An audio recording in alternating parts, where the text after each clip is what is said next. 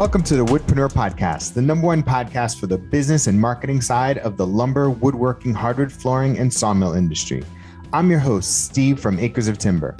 Each week, we feature various wood business owners and entrepreneurs from around the globe. We share their stories, paths, insights so that you can network, learn, and grow your own wood business. Thank you so much for listening. Now enjoy the episode. Hey, welcome to a brand new episode of the Woodpreneur podcast. This is your host, Steve LaRoseliere. Today's guest is Drew Prince from Oak Hearth Homes. How you doing, Drew? Good. How are you? Good. Good to meet you. Hey, why don't you tell everybody about Oak Hearth Homes? How'd you get started? We're just a small family business out here in the Northwest, and it really started back years ago. My wife and I started flipping houses, and it kind of led us to getting into the remodeling business, and now it's led us to building. So, like everybody out there, they want to try to find ways to make money, and flipping seemed like a good idea. And a couple failures later, and here we are. And what year did that start? I think our first one was in 2016. Okay. So you've been at it for a little while. What made you switch from flipping to remodeling? Like what caused that? Because I can understand how people get into flipping, right? Like what made the switch? We flipped the house and made a small amount of money, and it was cool. And then we moved on. We tried to flip a pretty big house that I found myself off market. I thought everything was going to be good. We were going to make a couple $100,000 on it, and the market really shifted. It was middle of summer. Things started to slow down a little bit, and it was just like a weird pause. And all of a sudden, we saw our profits just go downhill. So we ended up losing about $50,000 on that. And it was kind of tough break because we thought we were going to do really well. And it was just a weird turn. So a lot of things that I regret that I did on that I would never do again. Just going about it like a flipper's mentality, which is not my forte, which is, cheap.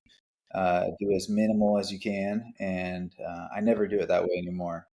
But that led me to some friends and family that recommended me to people that were looking for kitchens and whatnot. And it just kind of took off from there. And we built a really good foundation in a couple of communities, and, give back to those places that have helped us build a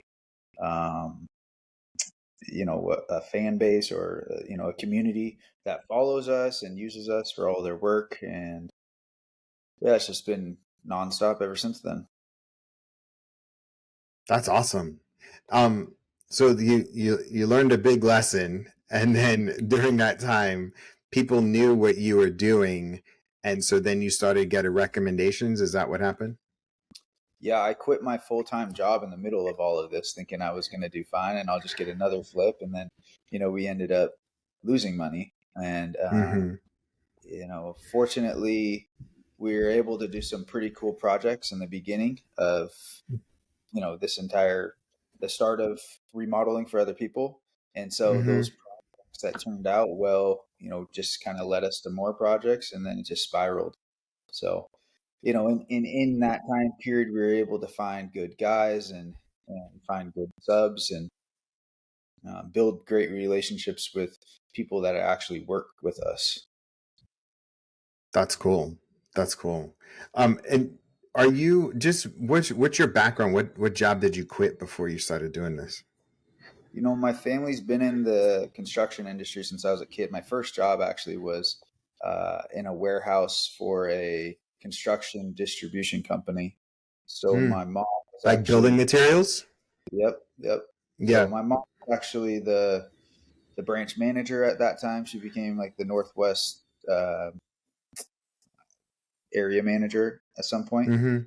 I spent my childhood in the summer times. I would work for her in the warehouse. I think my first job with them was at 14, just loading in the summertime, breaking my back, loading roofs in between baseball, and in the warehouse, sweeping and mopping and all kinds of stuff, any cleanup that I can do. So that kind of led me to that industry. I didn't really think that Mm-hmm. going to be a part of the construction industry, but I got into selling roofs and selling home improvement, and really saw that trades were really where I wanted to be. It didn't have to come down to working on the computer. This is at the same time that most every one of my friends growing up, we're all looking for, computer based jobs, or, family that I knew, everything was going computer based. And I was kind of going the other way and looking for something more hands on.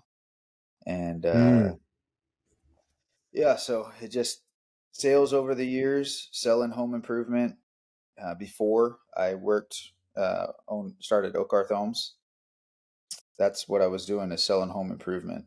So, and I was making great Cool. money, and I had people that told me I was crazy for quitting my job and starting this company. Told me it would be the biggest regret I ever had. What? And Who says yeah, that? Who says that? Family? Not no, family. yeah, there was some family that was kind of questioning it for sure. But my boss told me it would be the worst mistake I ever made, and I He had, he he he didn't want it. He didn't want you as a peer. He wanted you to be his employee. Bang. yeah. And the crazy part is I've never actually I've worked one job in my life that I worked an hourly wage. So every job I've Mm-hmm. ever has always been kind of like you wake up every day and you work And as you got to hard as hunt. you Yeah. make as much as you want, and there's no limit. And that's how my mentality has always been. My parents always used to tell me, just get a job, just work, go to work and, get your hours in. And I was like, I can't do that. That's not me. Mm. Yeah. Wow. So you got used to just talking to all sorts of people, looking at their home and figuring out like what they needed and then selling them what they needed. Yeah. Figure out a way that, you can help people fulfill their desires for what their projects are. The thing is that I was selling was mainly exterior stuff. Yeah. Exterior more like a need, not a A want. need versus a want. Yeah, for Yeah. sure. Yeah. So, I just growing up, the things that I liked, I always had interest in interior stuff. I always thought that Mm-hmm. when you walk into people's house, you're like, oh, that's a nice kitchen. That's well done. Yeah. And so the biggest difference between the exterior and the interior is usually a want. And so it can be a double-edged sword, because you're getting people that, they have put the money aside to do this Mm-hmm. because they want to do it, and it's not a burden to them, like their roof is leaking and they have to replace it. Yeah. So, Yeah. yeah, the mentality that people have when they are um, doing a kitchen remodel, for instance, is a lot different in my experience than replacing your roof. Replacing the roof. Yeah. Yeah. How those first couple years, was it just really all word of mouth? Yeah. Yeah. We did a Yeah. little bit of Facebook marketing. It never really panned out to anything. We would get just Mm-hmm. people just to click or comment on stuff and, say, oh, those cabinets are ugly, or I love those cabinets, or whatever it was. Yeah. Those things really never panned out for us. Really, it was just word of mouth. It was building a foundation in a community that saw that, we were doing good work. There was local customers, local friends or family that they knew of that were recommending us on those community pages on Facebook. Yeah. And, we were giving back to the community, still are every day. Like through charity or through Yeah, we do. We usually do like one good event every year.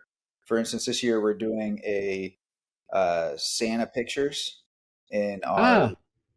yeah. So we'll have Santa out at the local golf course, and He will do pictures with everybody. We'll pay for those pictures. We'll have food and drinks for everybody that comes, and then we'll also do a giveaway. So for every $10 that everybody donates, they will get a raffle ticket for every $10 that'll go towards a um, raffle to win a free trip to Scottsdale, Arizona.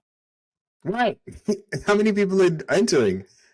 I don't know. We'll see. It's on December 3rd, so we'll see how many Yeah. people go. But So it's all the just money, like you invite people to one place. Where do you invite them to? yeah. So we invite them to this pretty, well-known golf course um, Yeah. out in Snoqualmie, and our friends, customers, family will come out, and then whoever donates, we'll give the money all to the local food bank. Hopefully, a lot of money is you know Raised. Yeah. raised for the event, and then somebody will win a nice prize for doing so. That's so cool. Yeah. How'd you come up with those ideas? You just see other people do certain things, and Sure. you just do them. We've done quite a few giveaways for charities.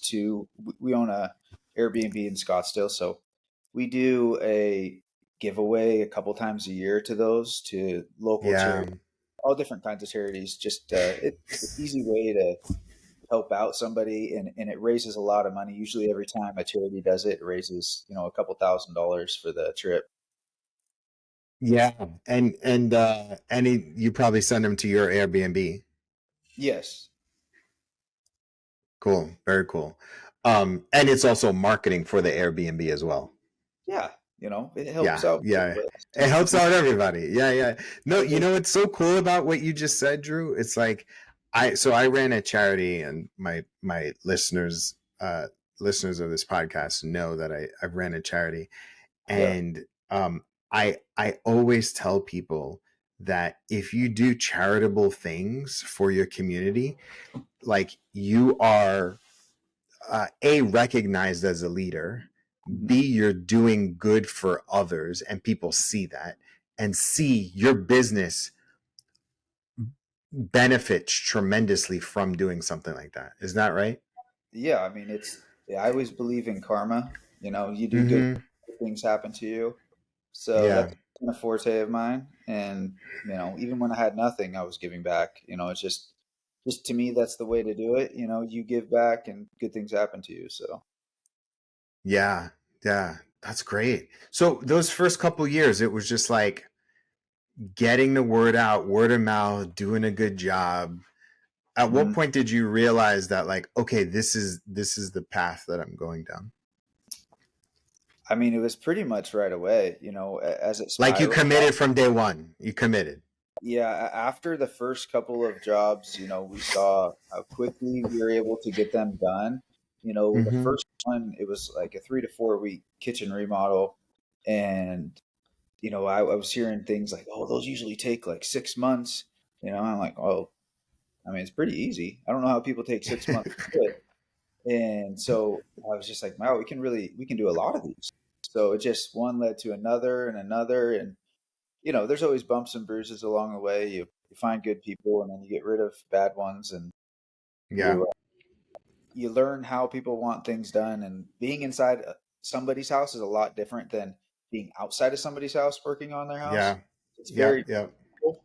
You know what food they eat. You know where all their stuff is. It's a lot different than being outside of somebody's house. So you really have to build a close relationship with them so they trust you. And Mm-hmm. from the beginning, it's really built pretty fast. I've always had a easy way of connecting with people, and Yeah. um, How do you connect with people? I mean, I just be myself. Honestly, people always ask me like, "How did when I used to work selling home improvement?" They'd always be like, "How? I don't understand how you sold all that. I'm not doing anything Mm. special. I just go out and I be who I am, and people trust what I say, and I say the right things. And when I say it, I do it, and that's usually what happens. And I've always had that mentality with Oakhearth Homes. Is just you know we tell people the right things, and we do the right things, and in the end, they end up getting a beautiful project and they tell their friends and their family about it, and that leads to more projects. Um, you do really beautiful work, like really, really beautiful. Like your stuff is like very. I mean, it's luxury. Hmm. And what's your average kitchen or bathroom remodel? Like what's your average? The thing is, we don't just do kitchens. I know it looks like that on pictures, but typically Yeah. when you're doing a kitchen, and it usually leads to other stuff. These Mm-hmm. projects are, anywhere between 75 to a couple $100,000, Yeah. depending on, you know, how much work we're doing. If we're just doing the kitchen, if it's a small kitchen, a big kitchen, if we're doing the floors, the fireplace, the powder bathroom, all the stairs, you know, Yeah. they can be pretty expensive projects, and they can be, very small projects. We just finished our first new build, and that was a big project. So um, that one took about 10 months. Are you doing custom I know it's custom design, but are you doing custom cabinetry or it Yeah, depends on the budget? we don't make them. We have a custom cabinet maker that makes them Mm-hmm. for us. And we typically use those on every project unless somebody has like a really, really low budget. And Mm-hmm. to be honest with you, I don't Then you'll think, get then you'll get the RTA stuff. yeah, I don't like using those. I'm not a Yeah. They fan of really are cheap or cheap big, quality, right? yeah, big difference in the quality, the longevity. They're just, to me, to spend a little bit more and take a little bit hit on our profit. I would rather do that than have somebody in 5 years call me and be like, these cabinets are crap. Yeah. Yeah. Yeah. How often are you dealing between interior designers versus just the direct to consumer? I would say we do probably 30% with designers, and then the Mm-hmm. rest is a combination of myself and the homeowner working together, um, Are to you form. designing yourself? Yeah, we do it. It's not a full design like a custom, like every designer does, where it's on an Excel spreadsheet and it's just, it's beautifully done. I have a Mm-hmm. cabinet guy that comes out. We do the renderings together, the 2D, 3D renderings, and then I'm working with the customer to figure out, what's going to look great in the space, and whether they Yeah. have pictures that they saved or things that from our Like website. inspiration or whatever. Yeah. Yeah, yeah. And then some people will hire a designer if they really need one, and the designer will walk them through everything, and that's Mm-hmm. always great too. Yeah. Um, but yeah, we don't do a ton of those, but we do have one designer that we're working pretty closely with right now, Yeah. doing a lot of our projects. How many kids you got? Three. And your wife is part of the business too? Yep, yep. She is. She does some design work. Like she did a lot of the designs on our Snoqualmie new build we just finished, Mm-hmm. and but she's into that, and we're kind of adding on to our business now, and we're going to have real estate as part of our company. So it'll be Oakarth Homes Real Estate. So she'll be leading that group here pretty soon. How uh how do you deal with or how do you balance just growing your Okarth empire and being a husband and being a father to three kids? How do you do that? Oh man, some days are harder than others, right? You just Mm-hmm. you just try to find balance. Luckily my wife is, into a lot of the same things that I am, and so she understands, like you got to get a workout in today to mentally just stay, you know, where you need to be. And then, it's not just on one person to make sure that dinner's ready or that the kids are at sports. We have to balance those things, and we try to make a schedule so we know, who's going where and who's doing what that day. Mm-hmm. But it's easier said than done. I mean, it's always a revolving door of just trying to figure out what works at that time period because things change so quickly. where do you see your business in the future? Oh man. You know, my goal was to build this business so that you kind of had one source for everything that had to do with your home.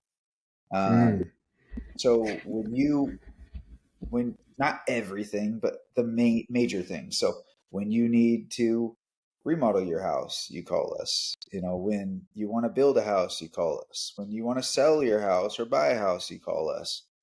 So that, there's one source, one solution for pretty much everything that has to do with your home. And to me, mm, that's like the ultimate because, everybody deals with a different realtor. They like realtor, they get rid of their realtor, they start a new one, or, they have good contractors, bad contractors. To me, I've built this business based on just doing good work, taking care of customers, and they're not all perfect. I mean, we have some people that you just can't make happy, and yeah, you realize as a business owner that you can't make every single customer happy. There's just no way about it. Some people have completely unrealistic expectations, and then yeah. some people are just really great people. If you were to start from scratch, how would you rebuild it? Um, I've helped a couple of people do this, and Mm-hmm. you know, close friends that live not too far from me, just because there's plenty of work out there, and Yeah, to me, I love seeing other people succeed too. It's not, like I said, there's so much work in this yeah, business, and if you just do the right things, you will, mm, see the fruits of your labor. But yeah.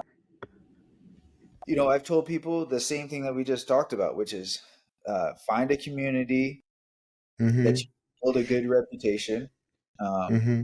Make sure you take before and after pictures of your projects to Yeah, actually show what you have been doing, and then posting those in local community pages on Facebook, on finding Instagram pages uh, to follow and see what they're doing, and then giving back to the community. Finding yeah. ways, you know, help the local food shelter, or um, you know, A, a children's charity or whatever. yeah, connect with Yeah. real estate agents that see your work and show what you can do. Those Mm-hmm. are all the things that I did to get going, and that's the way that I've told people that they should do it. For sure, for sure. What's exciting you about the future? So mouths are dry. No Um, worries. we're really getting into building more, and From it's scratch. yeah. So we just finished our first one. Uh, it took me 2 years to get the permit on it. Beautiful Wow. house. I don't know if you got a chance to look at it, but um, we just sold it, and it took 2 years to get the permit, 10 months to build the house, about 9.5 months. Yeah, this is the one with the black kitchen, right? He's got a black uh, bar room. That's a bar. Bar room. Yeah, yeah. Okay, okay, okay, okay. Yeah, Yeah, that's a beautiful house. That's a yeah. beautiful house, man. Turned out really Jeez. cool. The greatest part about it is it's kind of like how I was predicting that flipping was going to go, which was I was going to be able to, my wife and I put our stamp on these houses and really show, what we like, what we believe in, and how other people will like what we like. And, Mm-hmm. that's how building is. And so this Yep. house was a perfect example of where I see the future going with us, which is doing more builds. And not that we're not going to remodel, but just that we're going to be doing more builds. And to me, Yeah. that's the happiest. And waking up every day and doing something for yourself to me is a lot more Satisfying, maybe? satisfying, exactly, than Yeah. you know. It's always great to do it for other people and seeing the expression on their face. When we're done and they're super happy. That's what it's all about. I love Yeah. that. Um, but when you get to put it together on paper and you've actually designed and organized and done everything on your own, and you know that you and just your wife have really put together all these things to make that space what it is. And then, obviously every guy and girl that works with us to help us make those dreams come true. Uh, and then Mm-hmm. other people get to see the finished product. That is, yeah, it's above and beyond anything in remodeling. And Yeah. I see that as where our future is going to be. And like I said before, building that one source, one solution for customers, and being able to remodel, build, and help buy and sell for them. That's awesome. How big is your team right now? Is you, your wife? How I've many got others? 4 main guys that work with me, and then we have subs for a lot of different areas of the Yeah. house, and then obviously my wife does a lot of different stuff. Cool. Very cool. Um, dude, your that house is that, so that must have been a big risk to do, right? Was Oh that a yeah, spec house or did you sell that? yeah. So we built it as a spec. We originally bought it. Is it a ski house? No, it's in like Okay. a really nice area, pretty close to where we do most of our projects, about 20 minutes Okay. away. Okay. Okay. But we bought it while we were on vacation actually, and Mm. yeah, like I said, it took 2 years to get the permit on it, so it was a nightmare. 7 other people tried to find a way to build a house on this property and couldn't do it. They couldn't do it. Yeah. Yeah, But you persisted. yeah, it was a tough challenge, but it was well worth it. So it turned out amazing. I'm super proud of it, and Cool. we just are framing our second one. So Cool. And yeah, this one sold? this one, the first one, yeah, that one's all sold, and so it should be closing in the Sick. next couple weeks. Uh, Congrats. That's yeah, really, really exciting. it was pretty overwhelming. So it went pending in 4 days, which is Mm-hmm. wild, over Wild. asking, and even in this market, it, Mm-hmm. it With the was crazy interest rates. Yeah. yeah, it was a cash buyer, and we had a few of them too. So it was really overwhelming. I think over the weekend of 2 open houses, I think we had 150 plus people there between the 2 days. So Wow. it was really Wow. cool between people that just follow us and want to, never seen our work in person. Um, Yeah. then, people that were interested in the house, and then friends and family. It was a lot, but it was awesome to see the responses on it. D- Quickly, how did you grow such a decent sized following on Instagram? It's really taken off lately. I think we've grown like I think 26,000 followers, and since like summer, or like Wow. middle of summer or something. Um, you know, I don't know why. It's just the algorithms are weird, and sometimes it works and sometimes it Yeah, your doesn't. stuff is beautiful. It kind of speaks for itself, right? Like Yeah, it I it mean, says it says what you do, right? yeah, So, but it's crazy because there's a lot of people that do beautiful work, and then it just doesn't get seen for whatever reason. mm-hmm. We spent a lot of time doing what I've always thought was the most important thing, which is before and after pictures. When I started this business, I Mm-hmm. watched other contractors, and they never really showed what work they actually did. This Mm. contracting thing on social media is so new. Nobody Yeah. ever do that before. And when I started, I was like, you know what? We got to show people how this is done, because most of the time people would just be like, they call their friend and say, "Hey, who did your kitchen?" And then Yeah. guy would Yeah. show up, give him an estimate, and he'd have no pictures or details. It was just like what he did for their friend. So I wanted Yeah. to make Yeah. sure that people really saw what it looked like before we started and what it looked like after, so they can Yeah. really see the difference. And so that's what we started doing on social media. We've had a couple things in the past that went kind of crazy, but lately, that bathroom that we did on that new build has gone wild. Uh, Yeah. That's we had so cool, man. just today, actually. I don't know if you know who she is, but Becky Owens. Mm-mm. No. She's Did she she's just pretty stop big. following you or something? She's pretty big in the industry. She's got like 2 million plus followers. She's an interior Yeah. designer, but she's like the goat of interior designers, and she just reposted on her page that bathroom, which is pretty crazy. That is pretty crazy. Yeah. That's so awesome, man. Well, I mean, it's a testament to the work that you guys put in, and the just the success that you're having. That's awesome. Yeah, I mean, success compounds, right? Like it's not like, I mean, you've been doing it for 7 years, following a similar formula and a script, and Yeah. you've been consistent. So Mhm. that's amazing, man. Hey, so this is the part of the podcast where I give you any marketing or business advice. Is there anything that I can help you with, or is there any questions that you have that you need an extra set of eyes and ears on? I think I mentioned it before how you just, you can't make every single consumer happy. Mm-hmm. What do you think is the best approach to people that, no matter what you do, no matter what you say, they just aren't happy? And this is after you got the deposit. Like the job's done, it looks beautiful. Mm-hmm.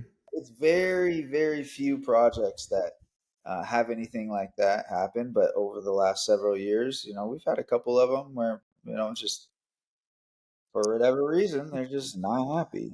You know, Yeah, well, I mean, that's a good question. And I think afterwards you just either you suck it up and you just handle it so that you don't get that bad review, and set the terms in terms of what they want. But on the front end, what I found is setting, because I'm sure you knew Mhm. when you were during the quoting, working with them process, that there was just something a little off about them, and the project was big enough that you were like, I think I can endure this. I think I could put up with this. And so and maybe this is for everybody. It's just, at least for me, when I work with clients, I tend to set parameters as to who I want to be around, and what kind of energy client wise that can bring out the best. And so if I set the terms. So if they don't like the way I communicate or the channels in which I communicate, or they are messaging in all sorts of, and they're setting unreasonable expectations, one of the things that I do is, like, in agreements, and folks could do this as well, just say, like, hey, this is the revision process. This is what happens after, if you change your mind afterwards. And just kind of on the front end, like, make it difficult, because it seems like you don't have any problem getting any projects, right? Yeah, correct. So I think you can probably add more friction to your lead qualification process. So this is the minimum project that I want. These are the terms of which they pay. This is the process in which clients we're working with them. And this is, we have the design phase and this. And so, like, you just kind of outline the terms. Cause I'm sure you probably have an agreement on, the work that you're doing, but do you have terms and conditions in which you are working together? Yeah, I kind of I've sent them like a 5-page expectations. Expectations. Okay. And do they Things like, sign off of on it? yeah, they know what to Yeah. expect. Certain things like, hey, we will be there anytime between 7 a.m. to 7 p.m. There could be guys coming and going. We need full access to your house at all times. And Yeah. Yeah. even when you say those things, there are some people that just Yeah. they don't want to go about things the way that you need to have them happen when you're on a job site. It's just, unfortunately, Yeah. we live in a world where some people don't realize that what we do for a living is how we pay our bills. And this isn't just, Exactly. Yeah, you know, it's not like a hotel. It's not like this. Yeah. Yeah, absolutely. Absolutely. I mean, and potentially too, one of the things that you can do is as you send them that 5-page, before they sign, before they do anything, maybe you put together a PowerPoint presentation where you literally go over the highlights of every section. Yeah. And just say, hey, look, I'm doing this because of based off of experience. However, this is what we found to be the best way for you to get what you need and for us to be happy with working with you. Like, again, you're in a position where you don't have to work with everybody. So now I would probably add more structure and